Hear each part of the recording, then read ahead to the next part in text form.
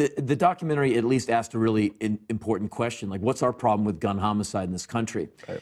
And your moment, and I've seen the thing twice now, and it's your moment in that really resonated with me the most. I appreciate it, and at the same time, it's kind of my criticism for the film because people ask me what I think about it, and I of course like how I came across in it, but I think that a lot of it didn't really deliver.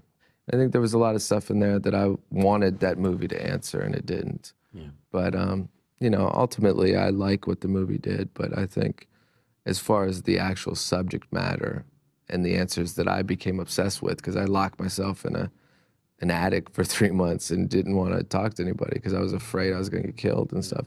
So I wanted a lot of answers, and I didn't get them from it, but that's, you know, that's a different thing. Yeah. America is in a very interesting place right now.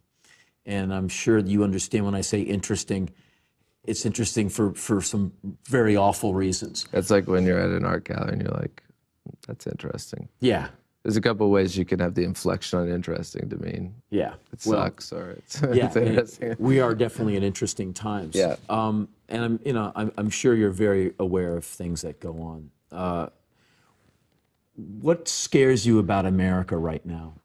The thing that just scares me, if anything, is how much more can the common man be manipulated? How much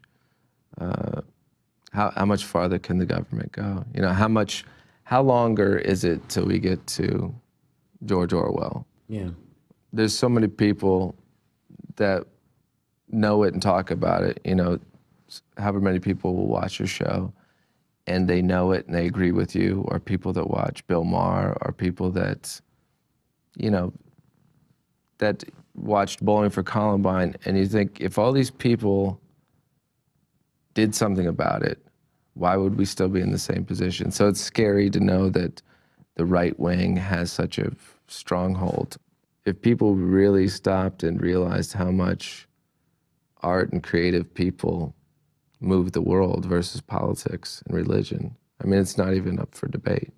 An artist at least creates things, puts things into the world, whereas these other people are destroying things, taking things out of the world. I think that's always been the point of politics, is always to suppress that because they're afraid of it and they know that. Sure. How important is painting for you now? Recently, I haven't painted in a couple months because I've been singing. Yeah. But it's always been an outlet. Specifically, if I'm frustrated, instead of just, you know, pacing or watching The Real World or something, I paint. Do you consider your art degenerate art? And when I speak of degenerate art, I'm talking about, in the you know, traditional sense. Yes. Yeah. I mean, I think it's kind of when you know, come up with morality issues about what's good and what's evil and what's degenerate, what's acceptable. You know, I think degenerate art and a lot of, you know, the Dada era, they were doing it in the punk rock sense of, you know, that was the original punk rock. Also at great risk. I mean, you know, people were life risks. Yes. Yeah. Absolutely. And those are some of my heroes, people like Otto Dix, and a lot of the writers of that time, like especially the Russian writers who are getting jailed. They're getting like gulagged and, you know, being disappeared. In being a writer, if you want to be unique, you always have to say something that someone else isn't saying. Right. So I mean, that's kind of, I think just to even say you're a writer, you have to be controversial, or else you're not doing it. You're not doing anything. Yeah. But I always wanted to take it to the next step where I felt like I was willing to risk my personal safety, my personal reputation, to stand behind what I say. What do you hope to be your lasting significance? I've always thought about that, and the easy answer was always, as long as I'm remembered, but I think that that's not really what I believe at the end of the day. I think that again, the way you said that a lot of your heroes are writers, you know, I think as a writer, whether I'm writing songs or I'm writing books or I'm even saying what I believe in a painting, you know, whatever, I just want to be thought of as someone who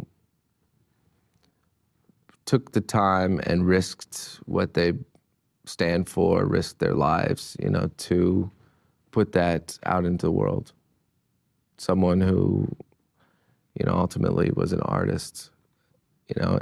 I'd like to actually be able to, you know, I don't feel uncomfortable saying that, but I remember, you know, growing up, saying you're an artist, it sounds pretentious. But, you know, I think that now it's one of the only dignified things that you can call yourself. You know, that's it. Well, I must say, I really look forward to this new album, and I've always admired you for the fact that you have zero compromise factor and you have a lot of imagination and you make me pay attention. So I'm looking forward to seeing what the next album in this movie will bring. So thanks for doing it, man. Cool, man. Thanks. Yeah.